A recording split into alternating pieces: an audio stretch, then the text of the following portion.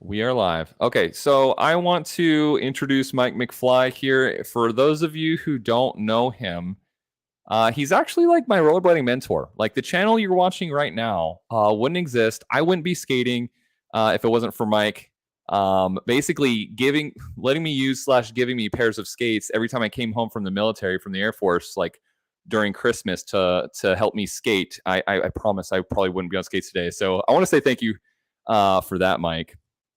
Thank you. And I want to plug your stuff right here. He has his own YouTube channel. If you're not familiar with it, which you should be. Oh my god, bro! 420 videos. Let's go. Oh, I don't. Yeah. And yeah, so go check him out. Everything is linked down below. Go check him out on YouTube and on Instagram at Flying on Blades. So go show him some love there. But dude, yeah. So we've done some live streams in the past, but not like anything official. So wanted to have you on, tell the story of Mike McFly, ask you some questions. Make sure you guys throw questions in the chat. But this one's really special to me because Mike is one of my best friends and certainly my blading mentor. So Mike, welcome to the channel, my man. Thank you, sir. Thank you. You're the son I'll never have, the brother I'll never have. Pretty much. So. Yeah, man. So, all right. So let's just get started from the beginning. How did you get started in skating? Because I don't even know if I know the story. I've told you every story known to man 100 times, but I tell so many that they probably I overload like your bandwidth for data. Oh, totally. Yeah, totally. I push one of my stories out to add another one in, and they come back and forth. They do. Oh, sorry. Can we just get a one in chat and make sure audio and video, everything looks and sounds okay? But you can go ahead, man. Natalia, how's it going? So I was born in June 1984, probably around 87 or so. I have a half brother, and again, Ben's the only brother I'll ever have. My half brother, he moved out when I was 3 and he was like a loser. So, don't really have any connection with him, and he died of an overdose basically a couple years ago. So he's just a stranger. But anyway, he had a skateboard, and sorry to start this on a dark note. Send it, bro. Death and drugs. But he had a skateboard, and so as early as 3 years old, I was rolling around the garage on a skateboard, on my hands and knees, pushing it like this. And so I had the concept of rolling down. And, I was better on a bicycle, but because of Back to the Future, I thought skateboarding was a practical method of transportation for the neighborhood. So anyway, I could skateboard for transportation, but roller skating, I think, I tried it and it didn't feel good at all. And the skates probably hurt, so I just didn't care. But around the Christmas 92 going into 93, I was 8 years old, and well, thank you, Dion. I had a weird relationship with my half brother. He is the funniest, most charismatic guy that you'd ever meet, but he was also one of the worst, most scammy, taking advantage of everybody's ever known people as well. So it was all either laughing, shedding tears laughing, and Ben's experienced a little bit of that, my brother, but other times he'd cause great anguish. So I'm kind of weird with emotions. I just don't care about anything, or at least I just brush off just blading. Yeah. Anyway, so my grandma got me a pair of inline skates. I don't even remember asking for them. I think it was just peak rollerblading. And I think I have an older cousin that's a year older, 10 months, 11 months older. And she probably wanted a pair. And so that was the cool kid thing to buy your kids in 91, 92. And so I got a pair of Veriflex Street Heat inline skates, black boot. It's kind of reminiscent of the Rollerblade Lightning. The cuff of the liner that came out the top was neon pink, neon yellowish greenish laces with matching wheels, and the the brake pad on the back was neon green, yellow as well. And they had built-on brakes into the frame on both sides. So you can find the picture of them online. Veriflex Street Heat. Veriflex Street Heat. Yeah. Anyway, I got those. Those were my first inline skates, and I have some footage of me skating them, like a couple weeks later. Pretty good. That I still haven't uploaded on my YouTube. I need to upload. It's like the oldest, recorded footage of me rollerblading. But I got good at it right away. The first day I couldn't figure out how to do strides. I could only I would like be in the house, leaned up against my kitchen cabinet, and just push myself off really hard and like roll across like the 12-foot kitchen onto the grass to stop. And then, after a week or two, I figured it out. And I lived in South Florida in a suburban neighborhood. Everything was completely flat. And, you couldn't even think about like doing a jump. Everything, no one had a ramp. No one had stairs leading into their house. Everything was completely flat. And, didn't even really realize you could do tricks on rollerblades. So I used the skates basically for transportation until, around August 95, my parents made like a life-changing move for me. I moved from Palm Beach County, Florida, Delray Beach. Those aren't the right ones, but that's close. Are they okay? Because they call them street heats, but are they just? Yeah, they're the maybe wrong colors. mine were. There. I have a picture. Right, I'll later. Or go to image search, and I'll point them out. But yeah. So I'm on here. So Veriflex Street Heat. It's not these. You said yellow. It wasn't these. No, they were hot pink and yellow, closer to those, but they were hot pink, yellow, and black. I didn't see any. Yeah, they're all black. Go down some more. That's it. Oh, I guess there's some more. Yeah, I might have got the picture off eBay. I haven't seen. Yeah. Yeah, I'll post them on Instagram. If you guys want to follow me on Instagram at Flying on Blades, you'll see the skates tonight. My first ever inline skates. There you go. So anyway, I had those skates, and they were a little big on me, and I skated them, from 92 to damn near 96. And I went from age 8 to like age 12. And, they got so small on me that when I made this life-changing move to Lake City, Florida, that's where I live right now. I lived off a dirt road, and I still live off a dirt road. And it just took all of my like skateboarding and my inline skating. It all came to a grinding halt for like a year. But once I made friends in this community, there's a really popular indoor skating rink in Lake City. It's called the Lake City Skate Palace, and it's actually one of the best wood floors in the country.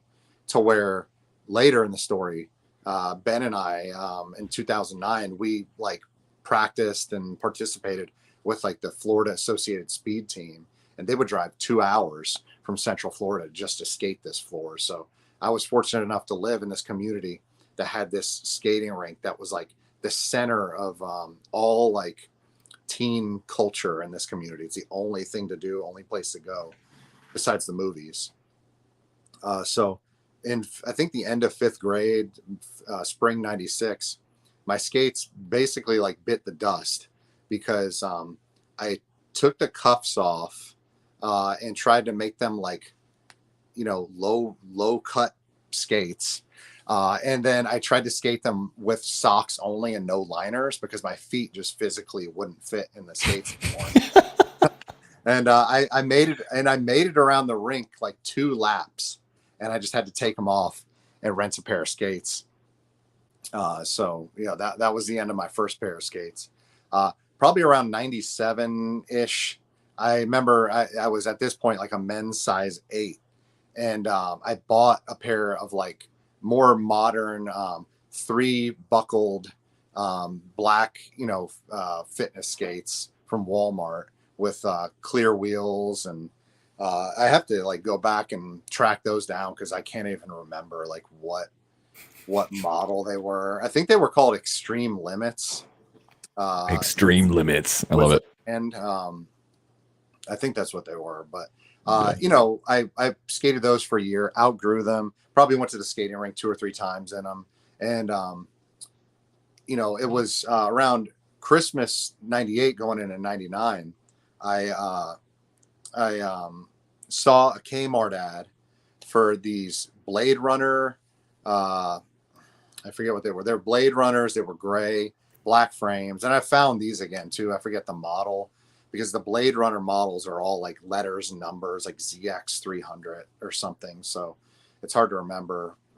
Uh, you know, there's no top of mind awareness. It's not like the Blade Runner, rollerblade Blade Runners, or the rollerblade Dirks. It's not easy to remember. Right, like the Anarchy Revolution 2. Yeah. Yeah. So I got these skates for Christmas for '98 going into '99, and I remember going to the skating rink, and I had a buddy in my neighborhood, Cody, who Ben knows, infamous, just crazy guy, never a good skater, but he was the one that was always like trying to light firecrackers and trying to like pilfer things from stores and trying to smoke weed, drink alcohol, whatever, even when we're like 11 years old. He actually got banned from going to Dare Day because he brought Flintstone vitamins to school in 5th grade and tried to like crush them up and snort them and pretend they were like prescription pills. So they banned him from Dare Day. Yeah, which kind of is messed up because he went to prison and became like a Super ironic. addict. And maybe if they let him go to Dare Day, That's what I'm saying. would have created drug prevention. Bro, if anyone needed to go, fuck. Like, Yeah, it's weird. Yeah, that was like the punishment. I don't know, kind of messed up. But we were like, I don't know, I wouldn't say best friends, but we were just like de facto friends in the neighborhood that rode the bus, same age, into the same stuff. And Kevin, yeah, Jacksonville. We're Ben and I grew up in Lake City, is about 80 miles from Jacksonville. I'm seeing on the TV. Anyway, so Cody was claimed to be an aggressive skater. He had a pair of Dirks. There was a guy named Stephen McDonald, older brother of a kid that Ben grew up with at a younger stage before Ben and I met. Matt McDonald, he's our friend. And Stephen McDonald and Matt McDonald, they were older and younger brother. And Stephen McDonald was at the skating rink with Cody. Stephen had like some white M12s. Cody had the Dirks. And they thought they were cool, aggressive skaters. And they were struggling to like do 360s on flat ground. I didn't know what the hell I was doing. And I just was doing 360s on flat ground. And I remember feeling like so dizzy, but I would lace them every time. So I was just like, whoa, okay, maybe this is like something I can do. And that was probably like late December, early January '99. And so I had a friend named Ian Brown, not the famous aggressive inline skating Ian Brown, but again, another, local small town Florida kid, Ian Brown, who fashioned himself or saw himself as this up and coming aggressive inline skater. And he just kept talking. He knew I was like athletic with jumping around, acting like idiots in 8th grade. Like, people had soap shoes and they would like, try to grind the ledges. I would jump up and like stall the rails with airwalks on. I even actually, again, everything was like leading up to aggressive inline skating. I did like a royale down a wet metal rail at LCMS in the courtyard. And I actually landed it. I don't know how I didn't completely die, but it was a wet metal rail and I knew I could slide it on the rubber. And I did like a front side or a royale airwalks on and didn't kill myself and landed it. So I guess people were talking and they're like, oh, you'd be great at aggressive skating. And I told my buddy Cody that I was going to start skating. And he was like, oh, you could never do it. And so, between Ian talking me into it and Cody, running his mouth, and there being at this, their church is really big here. I'm not a Christian. But youth groups are huge in our community, or they were at the time. And there was like 10 or 15 rollerbladers that went to this youth group. And at the church, there was like the best ledge in town and this really sick rail that I wish we still had, that they tore down 20 years ago. But anyway, so skaters would be there doing this rail. None of them could actually do it, but they would like almost lock on. And to me, it looked impressive. So anyway, so yeah, I made the conscious decision to start being an active participant in aggressive inline skating. And, there was a skate shop in town, in our little town, Ben, right next to Tandy Leather. It was called Extreme Surge, and they sold skateboarding apparel, and longboards. Was that right there in downtown, you're saying? Yeah, right next to Tandy Leather. Yeah, it's like right down the way from Marion Street Cafe. Right. It was like a family, these Italians from New York that relocated to Lake City. They had 3 Italian daughters, and they had money, and they wanted their daughters to like start a business. So they were like, let's start a skate shop. And so it was a 13-year-old, a 15-year-old, and like a 19-year-old, day to day running a retail location in downtown Lake City in 1999. And so they started selling rollerblading stuff. They had supercomputer robot wheels, Senate clothes, Senate wheels, Senate grind plates. And I had the Blade Runners, and Cody hooked me up with some aggressive wheels and some anti-rockers. And another friend of mine, Van, his name was Van, helped me groove them in on a set of steps. It wasn't Ryan Johnsmith that helped you groove him in? No. He was like Lake City's Ryan Johnsmith, basically. Van Garbet's his name. Shout out Van Garbett.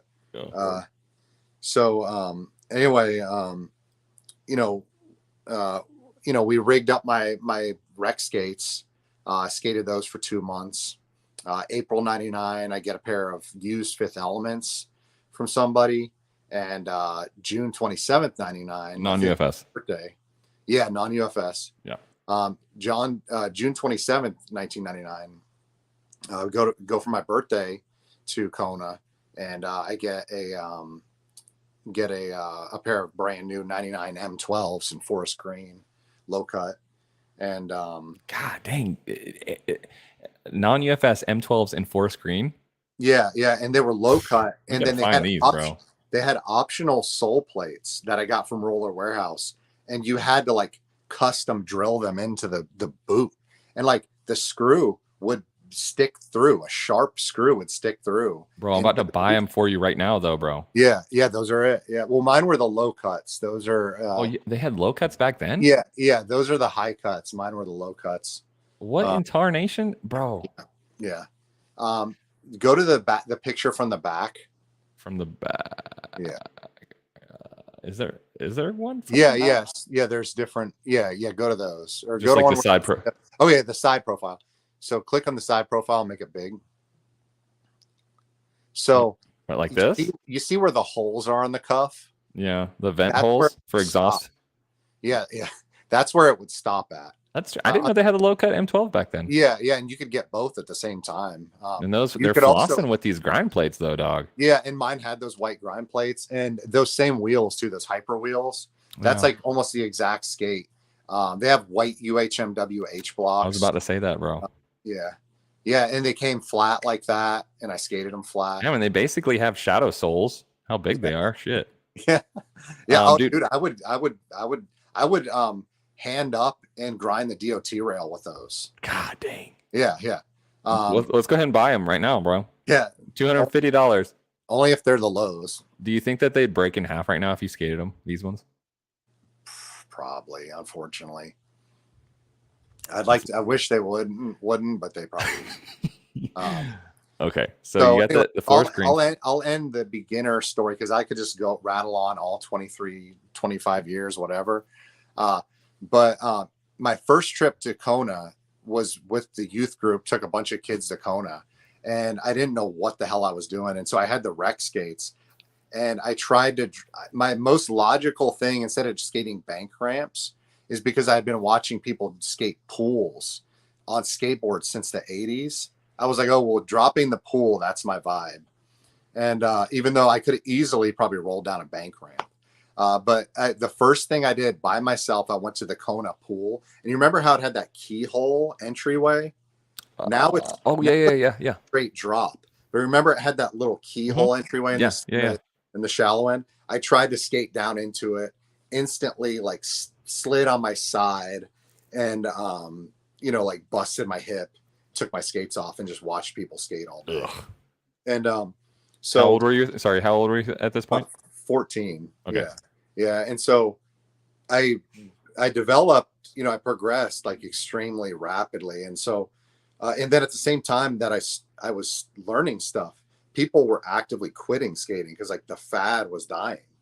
And so, February 99, I'm one of like 30 or 40, maybe 45 skaters. There'd be like 30 bladers on Kurt's vert ramp. Ben knows there's a local legend. 30. Yeah. Like Halloween 98, before I started skating, me and Cody's older brother dropped Cody off at Kurt's house.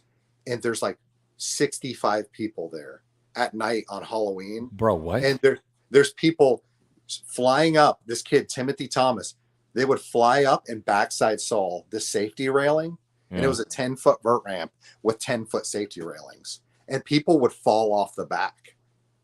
Can we take 1 second? Yeah. To appreciate that Preston, his comment is highlighted on screen, and Preston himself is highlighted on screen at the same damn time. Yeah, that's cool. Okay, I just wanted to acknowledge that. Yeah. Preston was the only. It was me, you, and that clip of Preston that was in the wig split. Compilation. So it's a split section between the three of us, even though he has one trick. But it is. We'll make a wig split part 2, and we will bring Preston on the road trip. So we will absolutely. So anyway, dude, in 98, there was like 30 to 40 bladers in town. And in February 99, when I started, let's say there's probably 20, 25. By like Christmas, there was like 8 bladers. And I was like top 2 easily, like me and Kurt. And and so Christmas 99, I get the honey colored 99 Fifth Elements. And what do I type in to see those? On honeysuckle. eBay. Honeysuckle? No, they were honey flavored or honey colored. the 98 Fifth Element was actually a little different. Like the sole plate was a little different. The sole frame. If you go on eBay, just type in yellow Roche's Fifth Element. Is this not yellow enough? No. Oh wait, this one? Those are the 98s. Hold on. I just seen some customs right there. Go down. Where? Down a bit. Right there with the black cuff on them. These guys? Yeah, that's like a completely totally customized, modified version. You're telling me they didn't come stock with Razor's Cult soles and exactly.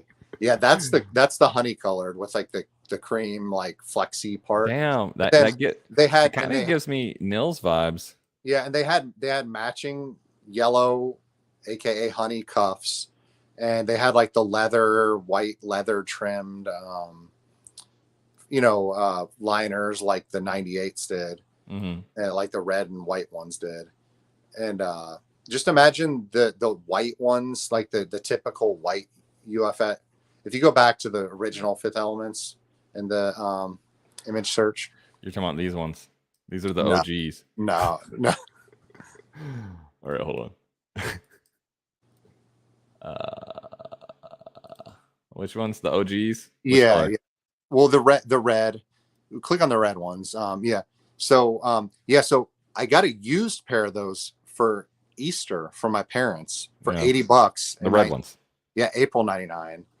And then imagine if you took the paint fill all tool, the bucket, and you colored all the red honey. Yeah. And then you colored just the lace area cream, but you left the sole frame black.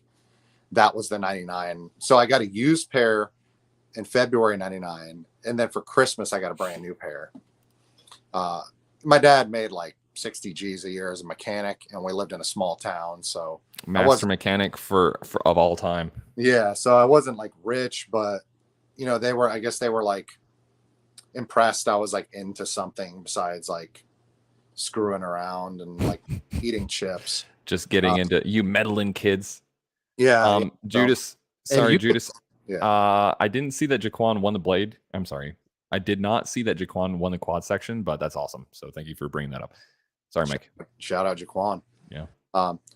So yeah, they at the time maybe it was like a feasible investment that like your athletic kid could go pro, you know, and make money. Because like Aaron Feinberg was making like $100,000 a year. You know, other bladers were making 40, 50 grand a year. So, you know, it was like a feasible decision. Maybe that they thought I could go pro and it could become my career. And that's definitely what I thought was going to happen. You know, to date, I've earned about $150 in inline skating, and that's stretched out over 25 years. One time I got third place at an inline speed skate marathon, and that netted me $150 gift certificate to rollerblade. So, oh well, that's how you got the blanks, huh? Yeah, no, the solo tribes. Word. I did, or no, the Fusion X3s. I did one aggressive competition in Lake City on this vert ramp in like 2000, and probably I think I won $25. So sick. I won the first competition I ever entered, and then lost every single one of the other like 20 something I've entered because people that are the homies of the judges corruption that live in the local town always win. Corruption. Collusion. Yeah. So anyway, so let me you know, I'm going off on tangents, but my intro to blading has been 27 minutes. But anyway, so within a year, I was doing handrails. I actually broke ribs doing handrails 2 weeks in, and then my progression stagnated with handrails for like 3 more years. But within the first 2 years, I'm 540 in. I'm 540 off a roof, so I've landed handrails. I'm you know trying flips, and you know there was a hope for me to go pro and become the next Aaron Feinberg, but I was always too gun shy to ever really travel anywhere, and I just stayed in my local town and didn't go anywhere and didn't do anything until well after you know, YouTube and social media was around, and people from small towns could get exposure at that point. But blading was like deader than a doornail financially. And so by the time anybody knew I was good at skating, you know, all the pro skaters were making less than minimum wage and working part-time jobs to be able to afford their rent. So, but you know, staying in the small town led to having some of the most fun soul skater, best fun sessions with Ben here. And yeah, we never sold out. Yeah, and we were always soul skaters. Yeah, so that's the intro, and I could go on if anybody has specific questions, but I'll let you go into other topics. Yeah, I think damn, I just had one. I actually was just starting to think of which question I wanted to ask next, but well, you and I always like rehash our time together. Yeah. But you don't know a lot about what happened before you started skating. So no, that's true. Absolutely true. Absolutely true. I do want to talk about Kurt a little bit. How did Kurt influence your early days of skating? For those of you who don't know, can you tell us who Kurt was and how he impacted you and your skating? So Kurt Rupert Sr. is a guy that was a business owner locally here in Lake City, Florida. He was from a bigger town and opened a place called Rupert's Bakery, had a wife, and I don't know if they had trouble having kids, but at some point in the 80s, they adopt a kid and name him Kurt Rupert Jr. Kurt Rupert Jr. Um, you know, and later they had biological children, Dwight and Kevin, and they're kind of geek squad. But Kurt was, I think he was actually biracial. A lot of people don't realize. He looks white. He had really curly hair. I don't know what the ethnic makeup was of his actual biological parents, but he was just this. Uh, he acted really, for lack of a better term, ghetto. He was real into rap culture, hood culture. Ghetto. When I met Kurt, actually, I heard he was the best rollerblader in town. Mm-hmm. And By the way, for those of you who are wondering while we're watching skydiving, this is Kurt Rupert. Is this Kurt right here, actually? Yeah, that's Kurt. Yeah, this is Kurt. This is Kurt Rupert right here.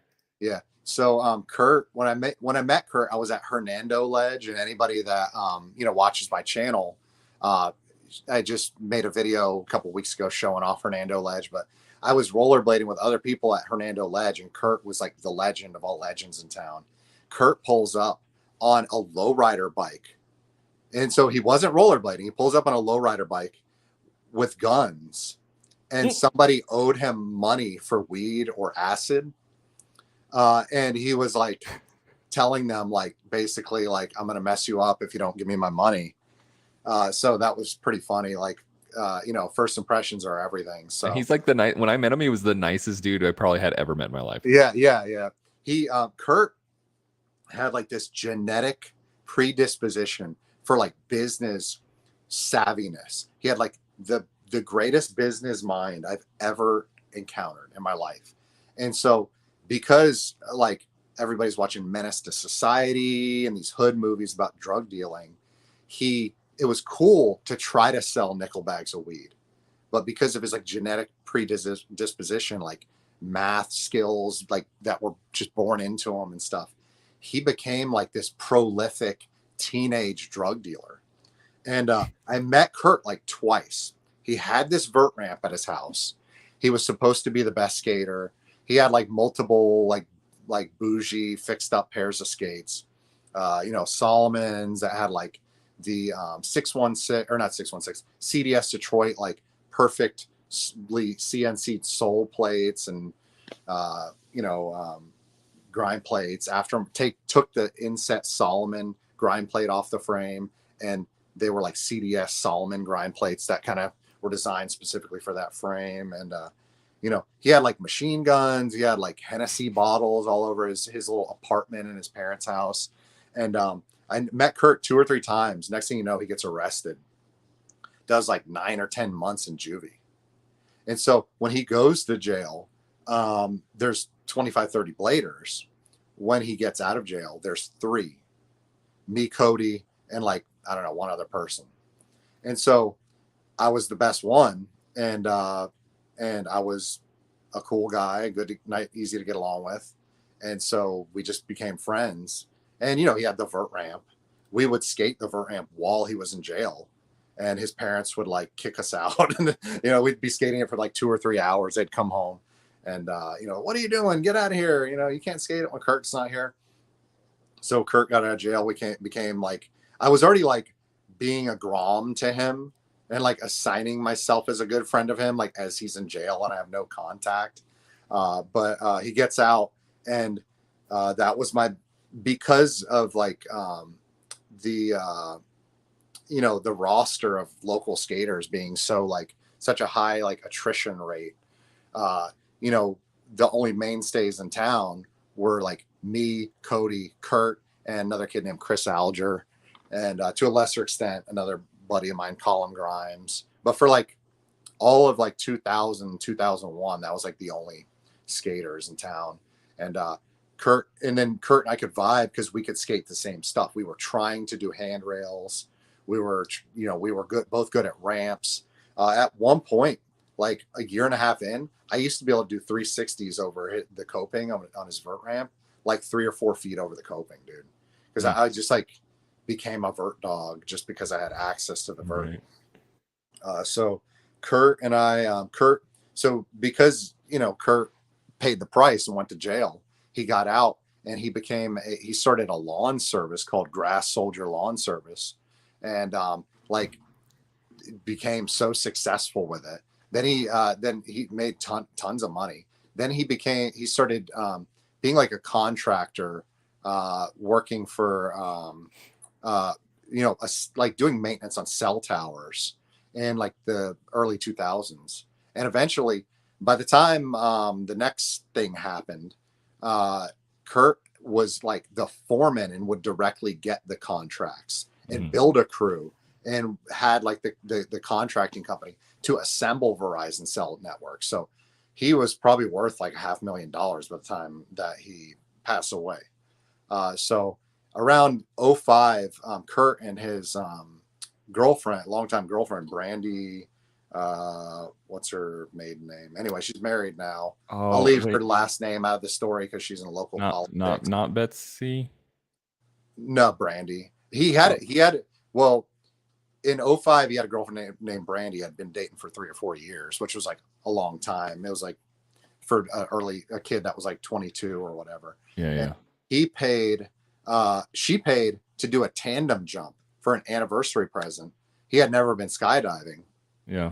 And as Ben will probably elaborate on a little bit, the first time that Kurt went skydiving, he just became like instantly like enamored with it, and effectively like quit rollerblading. Not purposefully, but just the skating slowed down to 4 times a year, then the next year 2 times a year, then 1 time a year, then 0 times a year. It was almost me, dog. yeah. And so Kurt became obsessed with skydiving. He became obsessed with wingsuiting. He had over 1,000 jumps.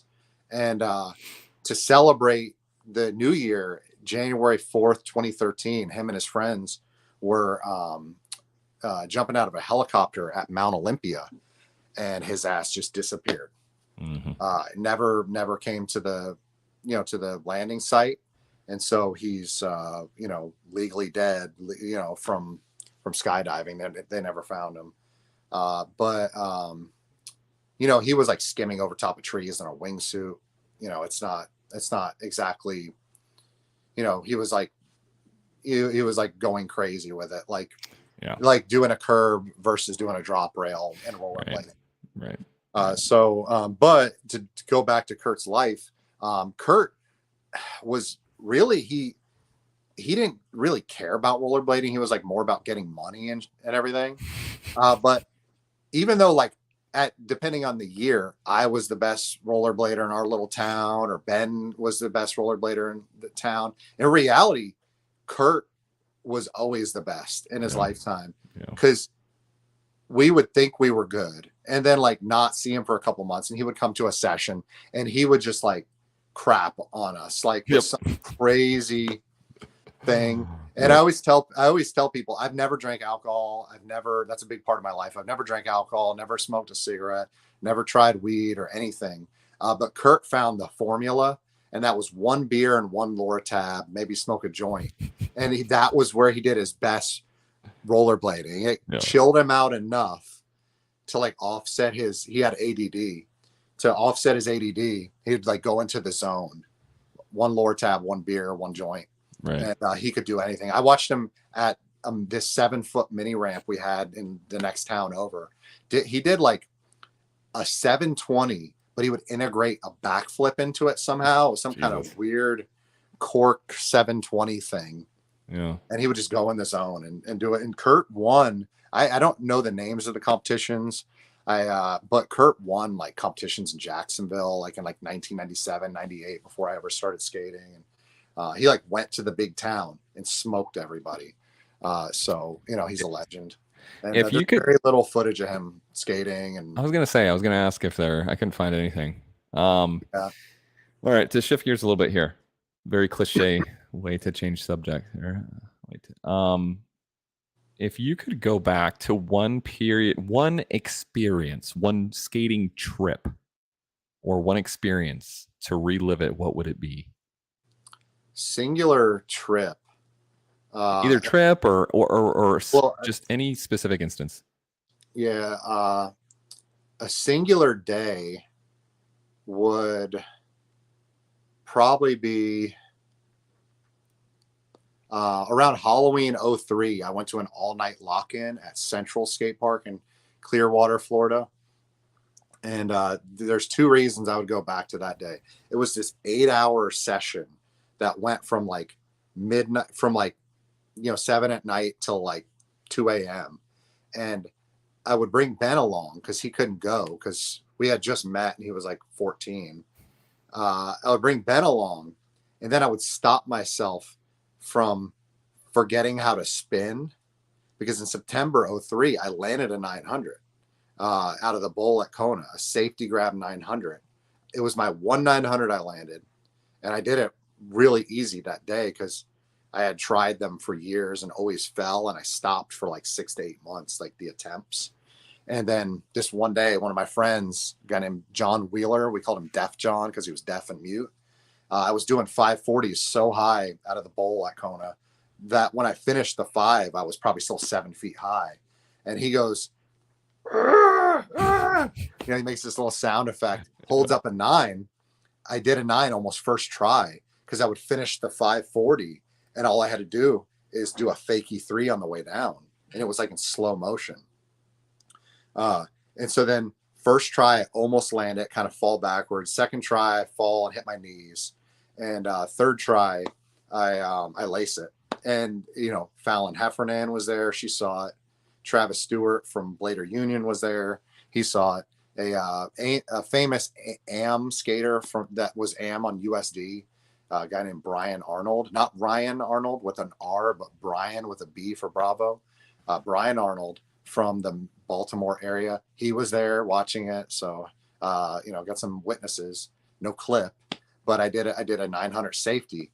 And I was like, okay, now I have 900s mastered, and I'll just do them all the time. And I'll always be able to do them. So flash forward to October, this session I would like to relive. I spent like 7 hours doing like cork 1080s and cork 1260s into a foam pit, and I couldn't spin right for like a year and a half. Every time I tried to do above a 540, my 540s were even whacked out for like a month. And then if I tried to spin above a 540, I would like just like go sideways and just die. And I've never been able to 900 again. I did then learn street fakie 7s over gaps, and did a countless number of like great ones on video. So I'm thankful for that. But I screwed up the ability to 900 in one session, just destroyed it. So if I could relive one session, one day, it would be that day, because it was a fun, epic night, like big, huge, like transfers. And I did this huge rail. I did like everything. I was like at my absolute peak of ability. But I also went on like into this alternate timeline. I skewed into like in Back to the Future, where I'm in an alternate universe where I screwed up my spinning ability, and I still haven't 900 it again to date. And the 900 is important because Broskow's never 900'd. Rob G has never done a 900. There's all these pro skaters that are legends. They've never done a 900. And my, mediocre, underground, person that nobody knows who they are, my butt has done one. So I'd like to have the clip. And me and Ben have plans, maybe go to Woodward and do some resi ramp, fully padded action. We can become resi rats. Can we? Yeah. Can that be a thing? Yeah. And so maybe I'll get one, and there'll be a couple asterisks in there. But maybe I'll get a 900 clip. It's still, still possible. But okay. But I'd love to relive that session because of that. Bring Ben along, and then who knows? Then maybe Ben would have progressed even that much faster being there with me. Yeah, fakie 10s all day. Yeah, and then if it was one trip,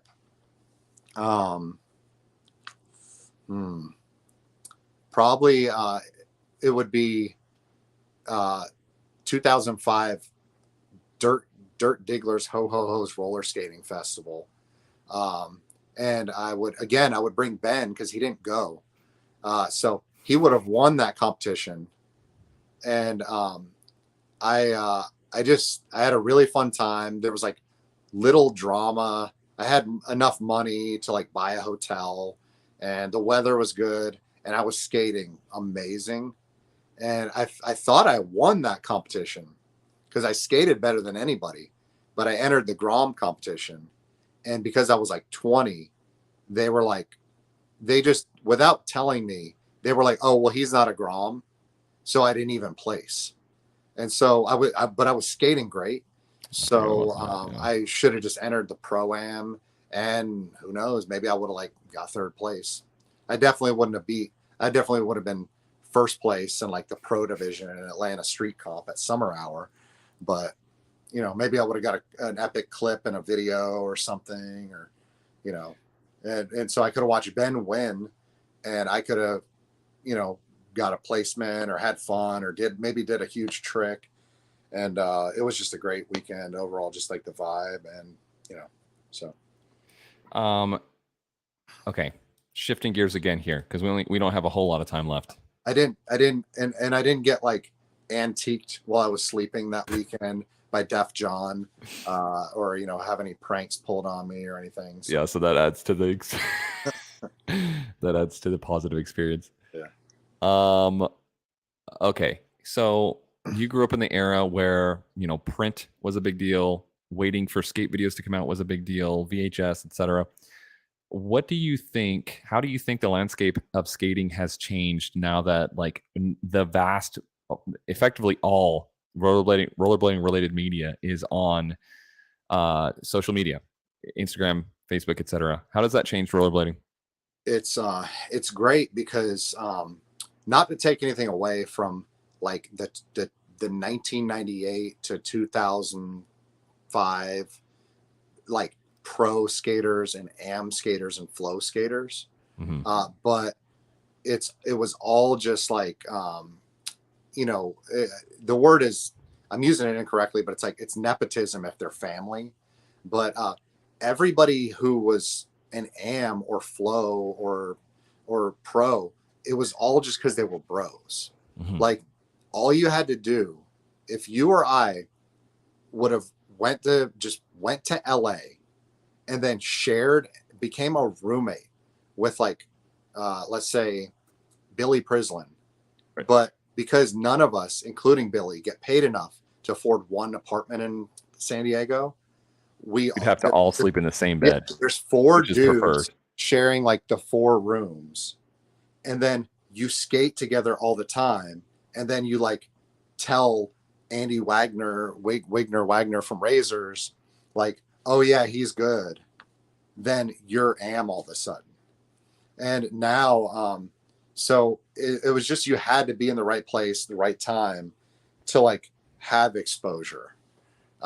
And there's all these people from the Southeast, all of our people, Atlanta people, like shout out Philip Deal, Daniel Henderson, Adam Ehalt. They're like as good or better than any dumb pro. Like, I know that he's like a creative legend, but like Nick Riggle, his Solomon sponsorship and his Solomon protein paycheck should have went to like Adam Ehalt or Daniel Henderson or Philip Deal, or maybe some underground Philly guy that you know anyway, I'm ranting, but now the people that are really good at rollerblading, they really fucking care about it, and they are trying to the best talents like boiling to the top. And in 2009 or 2010, all the people that are influential in blading now are like Justin Thursday with his hardware, Tree Rudolph with his insane technical skating, Al Dolega with his like blade knowledge, Grant Hazelton with his like swag and his whole marketability for being a pro. We were all on bmag.com, and we were just bmaggers. So we were like, in those during the time whenever like you had legacy media, we were all just like, oh, those are just dumb kids on the internet. No matter how good the edit they post is or the photo they post is, like they're not legit pros because they haven't been like knighted by like a team manager or a brand owner, and Mhm. like your skating skill is like irrelevant. And you know, it all started really with Sean Kelso, who was like a legacy pro, but Sean Kelso basically sponsored himself in like 2014 or 2015, whenever KC Mo came out. He just like quit being a USD pro and just like started riding the skates he wanted to ride. And he made a VOD, and then I think made like 25 to $30,000 in sales of that VOD. And then then he made 1 year salary off of a VOD. So he Mhm. became like, he like sponsored himself. And he like created, he, Sean will say is like the, you know, the, whatever, the Albert Einstein of like, you know, creating your own brand and branding yourself, and like just like hacking the matrix of like getting paid to skate. Mhm. And people that were really good, like Ricardo Lino, he was good enough to like be in town and get a clip for leading the blind, but because he's like living in Portugal or wherever, he's like underground, you know, doesn't get exposure. And so he's like the bet at the back in the mid 2000s, Ricardo was probably like one of the best bladers in the world, but like could barely get flowed product because he wasn't in a place where he could like have, you know, the popular photographers meet him at like a SoCal spot and take a picture. So now all these people that were BMAGers, they're like the biggest names in blading. And it's like leveled the playing field to where like you can be in the middle of nowhere. You can live at, you know, in some little POS house in Oklahoma City, like you do. And you're like, Damn, dog. Shots fired. yeah. I mean, you don't own it. I mean, I'm just You playing. got it. You got a POS on purpose. You can finance through Navy Fed or USAA $1 million you know, place, but you know, you're choosing to live in a POS place um, for cost of living. That's true. But That's anyway, true. you can just buy like a cheap camera, live in a cheap little house in a small little town, and you have like a bigger brand than, you know, like 90% of the people that are pro skaters right now. And you can create your own income that way. You know, so you're Sure. sponsoring yourself, you know. What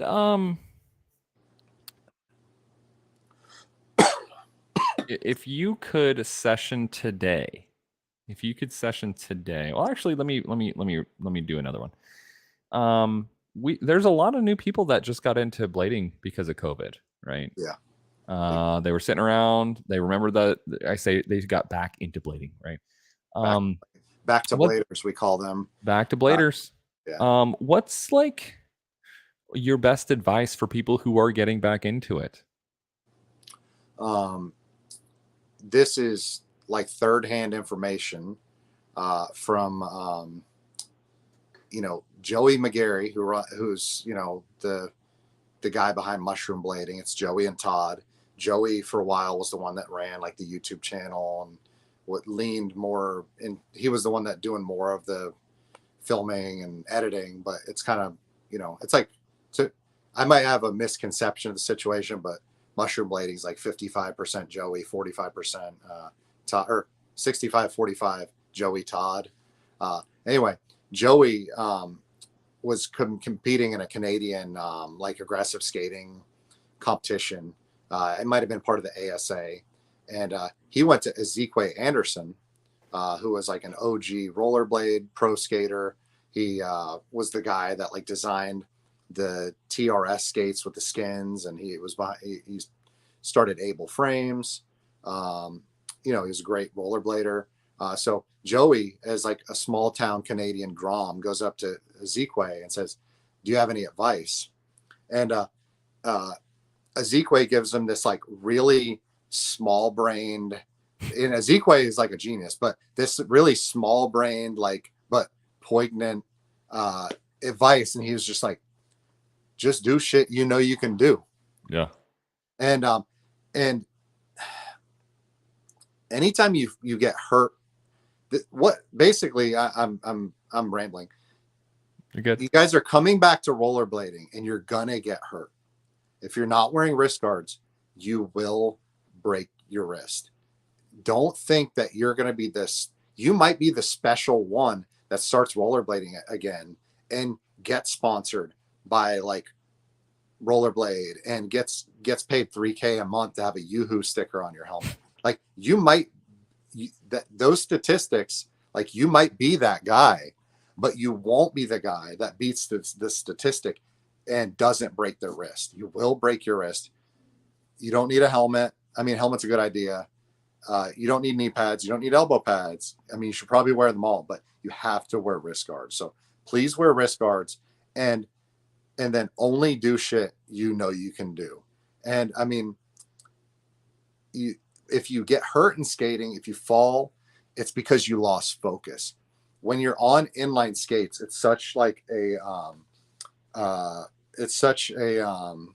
euphoric experience that your brain turns off. When you're rolling around, you go into like caveman mode and you turn your brain off and things just feel good and you're vibing and you're trying to do tricks without thinking. And when you aren't laser focused 100% of the time, that's when the falls come. And that's why I have, like, anybody that's ever skated with me, I have the best consistency. I might not be the best skater. I'm not even in like the top 1,000, maybe not the top 2,000 or 3,000. Who knows? Maybe I'm like the shittiest skater ever. But I pride myself on my consistency, and it's because I know that I have to stupidly focus on everything I do, and mentally prepare yourself before you try anything, and don't just force yourself to do stuff that you're not ready for. You might be ready to 540 off a roof, but if you're not feeling it, like, wait till the next session. Just don't just go for it. Just do shit you know you can do. And you'll get on a roof 10 sessions in a row and it'll always not feel right. But one of those sessions, it'll feel right. And yeah, try it. Wear your wrist guards, probably a helmet, and try it. And so, yeah, just please don't not try dangerous, crazy stuff, but do it when it feels right and have wrist protection. Because my wrist is like permanently it's separated permanently. Like I broke it in 2004 and it needs to be surgically repaired, and I'm not going to spend the money because I'll just break it again. So okay, probably last-ish question here. So you've been doing YouTube for several years now. One, what has been your experience with like making YouTube videos? And two, what's your advice to people who are looking to start a YouTube channel? I started the channel in 2009 just to upload like one edit to BMag. And it was kind of just dormant. I'd upload like one edit a year until July 2018. And I watched a lot of like YouTube channels in other genres, like classic video games, action figures, movie reviews. And I've watched a lot of YouTube channels like Rise and Fall.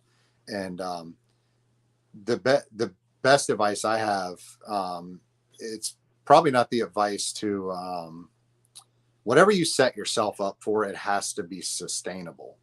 Mm-hmm. And there's a lot of friends that I have that are YouTubers that have gotten severely burnt out, and they've admitted it. They've made videos about it, and they have better channels than me. They use better cameras. They have better content, but it's not sustainable.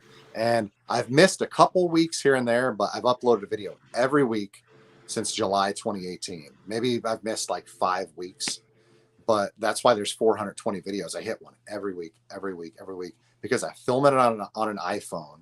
And you probably, a lot of times you can't tell. Like if I'm filming at night, the quality is iffy. But if we got broad daylight, it looks great. It looks like, like a really good HD camera. But I film it on, you got to film your clips in such a way where to minimize the editing. Mm-hmm. If you let a tripod just run, it's going to be a nightmare to scrub through the timeline and cut the clips out. Bro. So if you can even get a Bluetooth shutter button and you can like start the camera and stop the camera remote, so you don't have to keep going over to the camera. But try to film. Framing is more important than anything. You frame the shots up well, and film in a way to where there's less editing, and just like work smarter, not harder. And I edit on my phone, so to this day I've like invested like absolutely nothing in my channel, and that has worked to have like a fun community, vloggy type thing, talk to people, and I'm up to 1,260 subscribers, and I haven't earned a penny, but I think it's been a good YouTube channel. But yeah, just don't set yourself up for failure. Make it sustainable. Ben's channel is superior in every way to mine, but it's sustainable for him because he doesn't have a wife or a kid, and he does it full time. But even then, I mean, I'm sure it's still kind of a backbreaker at times. Sure. So Like right now, I was just telling you before we started, dude, because I did a bunch today already, so I'm got a little bit smoked. But yeah. So again, like, don't think you're going to beat the statistics. If you buy like $1,000 camera and an Apple computer and you have a wife and a kid, you're going to put out like the 10 best videos ever for your first 10 videos, and you're just not going to be able to find the time. So just make it fun, make it easy. And if you get lucky and it grows into like a big channel, then maybe you can quit your day job and maybe you can buy an expensive camera, but don't set yourself up for failure ahead of time. Let it be like organic. Yeah, I like that. I like that a lot. Like sustainability is, I think, the biggest part. Honestly. Yeah. And I mean, Ben, did you, and I got more time. I don't have to run to that. Okay. Thing. Okay. So, because we didn't really get to questions from viewers. Yeah. You guys shout out in chat. If you guys have any questions for Mike here. Yeah. So Ben, did you buy your channel solely for YouTube, or you bought it just for other stuff, right? My camera, you're saying? Yeah. Yeah, I actually bought the camera originally because at the time I was in real estate. And hold on, let me think. Let me make sure I'm saying this right. Yes. I bought the camera because at the time I was in real estate, and I knew that in order to have a presence online, I wanted like a high quality, professional looking image and content. And so I bought the camera here, the Sony ZV-1, which has been insanely durable, if nothing else, dude. This thing has eaten shit more than I have over the last 3 years. I swear to God.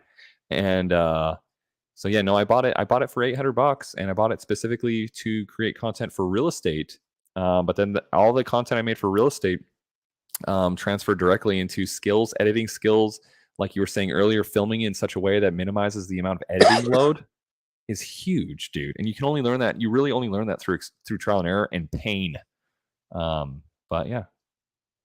Yeah. And I mean, and again, like, I've got really good friends, guys I love. You got Brendan Schild from 30 and Rolling. You got Matt Burke. Probably, I don't know what, a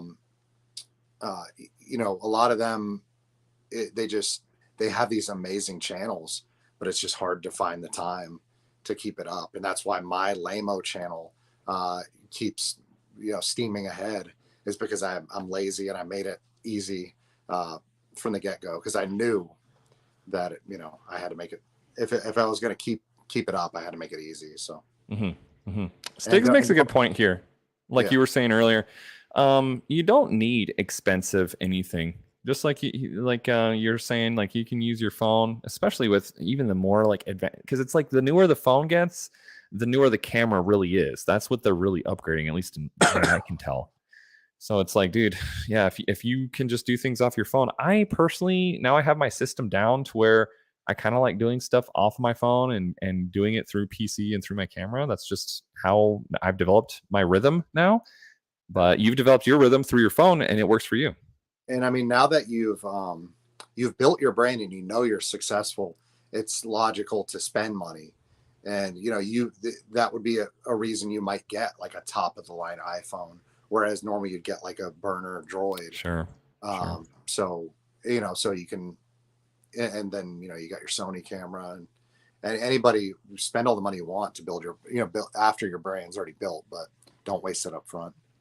Dustin says, I'm getting back into buying toys for the first time in 20 years. Where should I start? So Dustin, and I'm going to speed run these questions for Hmm. everybody because I ramble. Dustin, it's a tale as old as time. Everybody buys, starts out wanting to buy the toys or video games that they grew up with. Then they start trying to, then they say, oh, I'm going to get the ones I could never get or never afford or never find. But then they start trying to buy complete sets of stuff. And then the collection grows ridiculously, and you buy a bunch of stuff that like you don't actually like, and then you sell it all off, and then like every toy collector and video game collector has like collection 1.0, 2.0, 3.0. So just learn from our mistakes and just only buy exactly what you want. Be really like prudent about, if you're on the fence about like adding another GI Joe and adding another Sega game, like only buy it if you're not gonna, if you that you're not gonna resell it or something. Just buy what you like only, not the extra stuff to complete sets. What's the dopest looking trick? Oh, like ever? Uh huh. Like in general? Yeah, just in general. Dopest looking trick. Um, Trick in general, I love it, and on those FIs competitions when Oh, people just hit 1260s as yeah. their setup trick, like over the box, like to even get the podium, you have to hit a 7 or a 1260 over that box, and they just hit it so good. Right. And then grind wise, True Soul. Yeah. That's what's up. True souls are nice. I suck at them, dude. I suck at true souls. Aaron, I'm getting ready to start a channel, and my problem isn't the tech; it's the amount of skates I want to purchase. I have plenty of getting back into content, but I don't know where I want to go with it. Interesting. Yeah, if someone doesn't know where to go with the content they want to make on YouTube, what would you say to them? You know what I mean? They want to make content, but they don't know where to start with content itself. If you can find like a gap in our community, stuff that we're not covering, to try to like make your name. Like Ben started out just doing kind of like vloggy stuff or like little session edits, but then he started doing skits. Like after like a month, he just started to do skits, and I think that's what kind of made his channel blow up. Like I'm like too I want I'm like afraid to make myself look stupid, and Ben, so I started with plain old dumb vlogs, and I was like better than your average bear, and I could always hit consistent 540s. So that's where I tried to start my brand.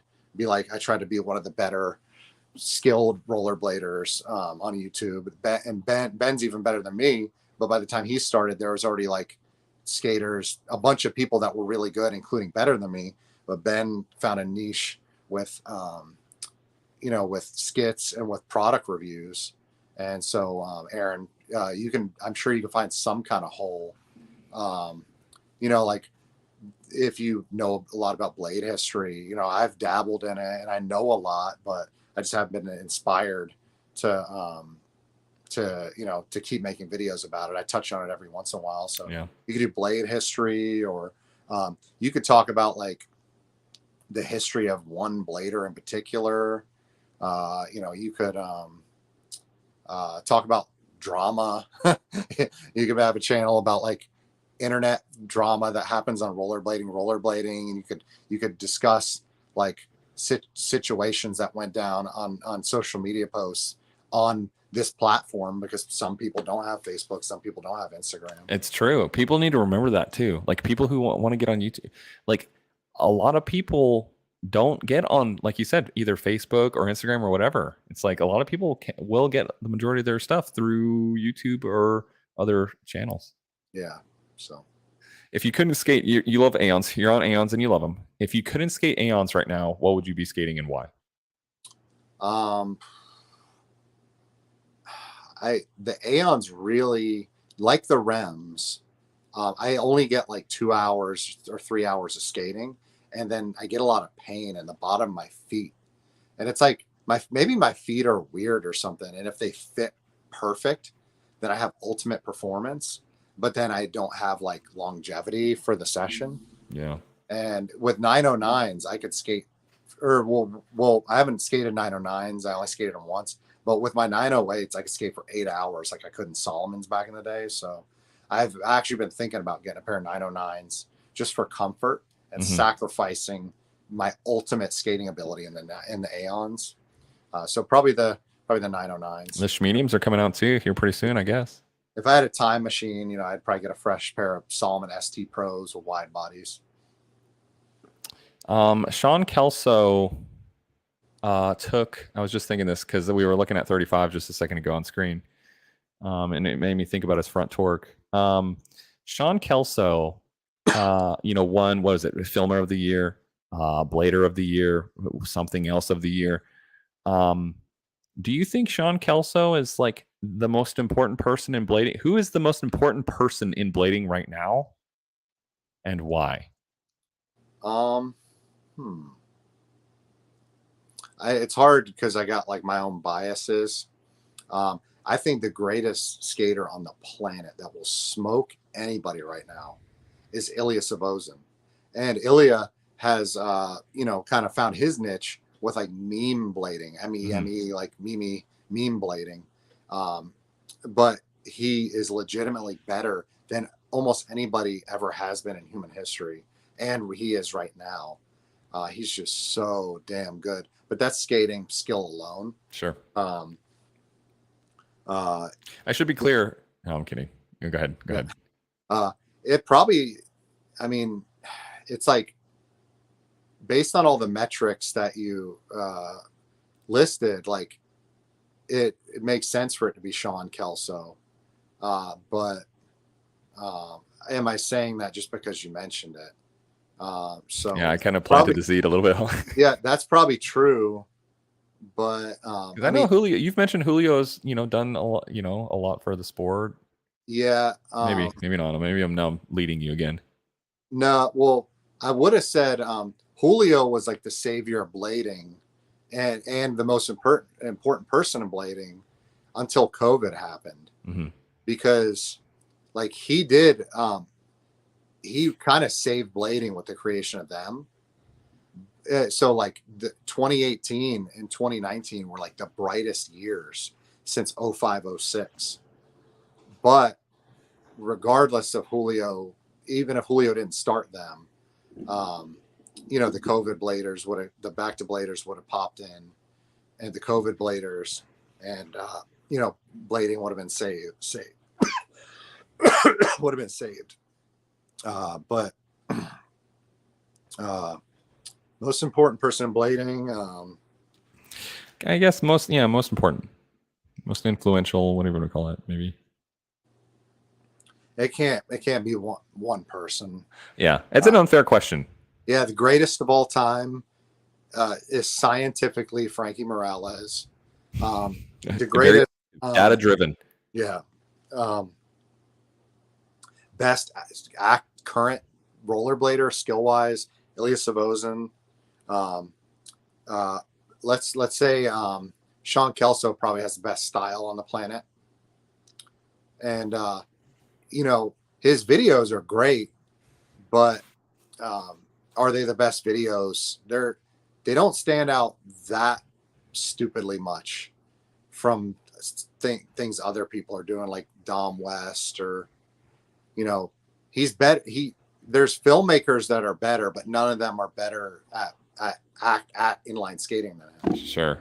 It's a great combination. It's like I'm the most influential skater in the world right now. If you combine inline speed skating prowess and aggressive skating prowess and blade history, so like, right. If you like the Venn diagram of like overlapping circles, and so Sean is a big character. He's like where the Venn diagram, he's where filmmaker and pro rollerblader and style master meet. And and he's kind of like a historian because he's been like buying vintage stuff on eBay as long as I have, or anybody. From some sources very close to you too. Yeah.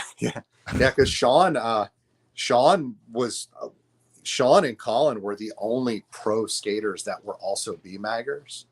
They were like legitimate internet BMAG little goofy kids while also getting a paycheck from USD/Deshi. So yeah. Okay. So I think we've pretty well covered it, man. We're a little bit over an hour now. Yeah. Anything we didn't talk about that you want to cover before we kind of start wrapping it up? I'll just talk about the channel for a minute or two. Yeah. If anybody hasn't seen it, I don't know how you haven't. Not that my channel's that big, but because Ben promotes me so much. I've got 1,260 subscribers. It kind of goes up and down a little bit. 420 videos. They're mostly just iPhone vlogs of me getting in my blading practice every week and doing, above average, cool stuff every week consistently. Are you still number 7? Are you number 6 yet or no? I'm always number 7. If you go to my description, I think if you go over to the right. Oh, to the about. Yeah, the about. I my old motto was, we're always going to be number 7, even if we're number 1. I don't know. It's like some dumb thing. I was number 7, like let's say 2018, 2019. So it was just like my goofy thing because I knew I was nowhere near close to number 1. Oh, okay. Yeah, but like in 2018, 2019, it was like Ricardo Lino had like 30,000 subscribers. Mm-hmm. Like Lawrence had like 8,000. Back to Blading had 3,000, and like Matt Burke had like 700, and I had like 500, and then that was like all of the YouTuber bladers, and right. Then a couple. What do you call them? Blade tubers. Blade tubers. And then and then like Brandon Drummond popped up around. He was probably around 3K at the time, and but like because I wasn't on Instagram or Facebook, I was just on YouTube. I didn't try to like kiss nobody's ass, and I thought like, oh, let me build my brand by myself. But other blade tubers grew faster because they would send links to Brandon or send links to Law or send links to Ricardo and be like, feature my stuff, and they were like trying to be nice guys, but like, oh, okay, I guess. And it worked. And so, you did it, you did it the right way. You had the same thought process I did, but you were lucky enough that your videos were so damn awesome that right off the bat, other people were spamming Ricardo on your behalf. And, Ricardo featured you like 5 or 10 videos in. Oh, sorry. Wyoko has a question too here. Unless I don't want to cut you off there. No, you're good. Well, yeah. So basically, I'll answer that in a second. I feature these lame vlogs that are lame unless you're like in the Marvel Cinematic Universe. Unless you're like, if you've been paying attention to my videos, you get to know the people that I skate with, and you get to know me, and you're just hanging out and checking in with what your friend in Florida is doing. And then the coolest thing that I'm the most stoked on is I have personally tracked down and archived all of the Rollerblade, the company, the brands, promotional videos. They weren't on the internet. I ripped them off the VHS. I encoded them. I uploaded them, and I premiered them to the internet. They were lost media. And Rollerblade has actually deboed them. They ganked them directly from my channel. The same, because they have the same audio imperfections and stuff. They downloaded them right from my channel. They refused to credit me, and that's fine. I mean, I guess they probably, at the end of the day, they probably have like the trademark, or they could like litigate to get the trademark. Because I think like the person that made the videos, Tonar Productions, totally gnarly, probably actually owns the trademark. But they're Rollerblade videos, so they can steal them. But when I found the most pivotal one, the first inline skating video ever, I watermarked the hell out of it. And wouldn't you know, they haven't stolen it off my channel. Mm, So strange. go to my channel for vlogs of me and my friends, you know, doing rails and trying to hold on to our abilities. Go there to watch retro rollerblade VHS tapes, and go there to maybe see some classic footage of Ben Sanders, aka I Roller Boot, as a teenager. And that's my channel. So go subscribe and For follow sure. me at Flying on Blades. Yeah, everything's linked down below. What is one thing you would change about blading today? Um, huh. More hammers. Bring back all the hammer. No, I'm kidding. Yeah.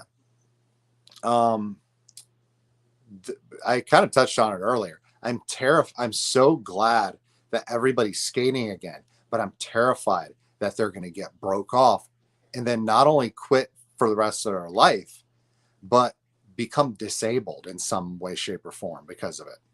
So just be careful. You know, uh, wear wrist guards, wear a helmet, do shit you know you can do. And if it doesn't feel right, even if you feel like you're ready, if when you're skating up and you're about to whip a 540, it doesn't feel right, it's not worth it. Like there's no, you're not gonna get sponsored. Um, until maybe you do. Until a bunch of people are telling you that you should be sponsored. Yeah. You're not going to get sponsored. Even if you do a killer handrail or something, people aren't going to care. And until you're like winning competitions, actively, like back to back, just please only do stuff you know you can do, and maybe only try big stuff for the sake of filming. Yeah.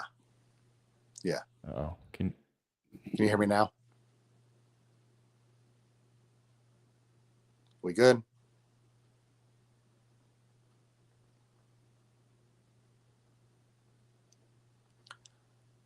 Well, if anybody can hear me and not Ben, yeah, just be careful, don't break your wrist. Can you hear me? Okay, can you hear Ben or can you hear me? Oh, go ahead. Can you hear me now? Oh my God, bro, why can't I hear you?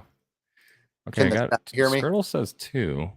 Hold on, sorry, Mike. My mic got my mic got unplugged, and now I can't hear you at all.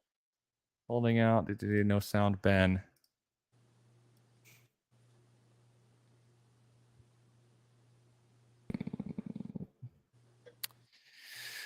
Check 1 2. If the chat can, if you guys can hear me in the chat, Yeti. throw. You can hear Mike. Default speakers. Yeti.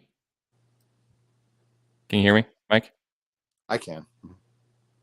Okay, sick. All right, I think we're good now. My bad, dude. My mic got unplugged and then it reset all my stuff. Okay. Okay, can you hear me now? I can. Yes, sorry. Okay, cool. Yeah, so anyway, yeah, I can ramble forever, but yeah, just until you're actively winning competitions back to back, just only do shit you know you can do. If you're skating transitions, wear a helmet. If you're doing any type of skating, wear wrist guards. And because I want you to keep skating. I want your back. I want you to keep skating forever with myself, with Ben from iRoller Boot. We want you to travel out and skate with us, and we don't want anybody to get hurt. And everybody's got kids. You can't leave your kids behind when you crack your dome, or you become mentally disabled because of a head injury. So just know your limits. Do shit you know you can do, and also FID. Yeah. All right, maybe last question here, Mike. What do you think about the new standard skates? Oh, I'm excited because I've tried everything on the market except for factions, and which you can try mine as soon as I come visit. So yeah, and I have a sinking suspicion the carbon won't work for me. I've always had I'm partial to plastic boots, and I love that they have the cuff rivets, and I hope that it's just I don't know. I hope they work for me. I'm gonna give them a try. So you're gonna give the standard ones a try. Yeah. I haven't, even though I'll probably stay on the Aeons forever. I've got to support Lawrence because me and him were like buddies. He was like one of the only people that was watching my videos and sharing them a little bit in the beginning. And you know, we did some trades where he didn't give me stuff, but I traded him like a pair of USDs for a brand new 50/50 backpack, and traded him some Dirks for a pair of brand new 50/50 frames. And we were always talking to each other before COVID. You know, he got pretty spooked by COVID, but before COVID, like, we were internet buds, and me and Bryce had plans to go to North Carolina and visit him. So, you know, now he's got his own boot company. I gotta throw him, you know, $200 and try him out. I gotcha. Yeah, I love to see it. The outpouring of support. I've seen so many comments that are basically like, yeah, I kind of like, not necessarily that I don't care how these perform. But like people that are just like, I love Law. I trust that he's going to make a good product, and I'm buying these. Period. Yeah. More or less. So that's really cool to see. It's good to see you build a reputation, man. Your reputation follows you, and for better or worse. And I mean, if all else fails, my Power Blade boots are the horrible blanks. I haven't tried to skate the blanks in like a year. I tried to skate them yesterday. Like, they were just you did terrible. Because Lacey skates them. They were they were just terrible. And so if anything, the standard skates will be my Power Blades with my 4x90 UFS frames, and then I can get rid of these god-forsaken blank SKs. You'll have to keep those until I come visit. I need to review them for the channel. No, I'm kidding. Yeah. You should. But for real though. I mean, who knows? It might be. Who knows? They could work for you. So. Yeah, I keep hearing everyone say they are perfect at the expense of being too heavy. Is what I've heard a couple people say. They're so stiff, but maybe mine haven't broken. Yeah. Because I only skated them like for like a month, like 5 times. All right, everyone. Well, Mike, thanks for coming on. Everything. Go follow Mike on YouTube here at Mike McFly, Flying on Blades, at Flying on Blades, and then same thing on Instagram here at Flying on Blades. Mike's my homie. Dude, thanks for jumping on, and yeah, I'm excited to come to Florida and come visit soon. Dude, thanks for having me. Really appreciate it. Love you, man. And anybody got any questions, comments, concerns, anything, you know, hit me up in Instagram DMs, YouTube comments. I reply to everything. Sometimes I might have to wait till the next day. He was joking. Ben was saying if you're too old to skate flat, my like goofy troll. Yeah, no, I'm. It's weird, but Ben's too old to have to mess around and deal with wheel bite and add extra weight to his skates. I'm too old to have increased impact from skating anti. Like, I want to skate anti, and when I go skate street and anti, it's like a backbreaker. So it's funny, for different reasons. We're both too old to skate the other thing. Yeah. I grind better in flat. I don't know why. So all right, homie. Crazy. Yeah. All right. All right. Thanks for jumping on. Everybody. Hit Later, me up. Bye.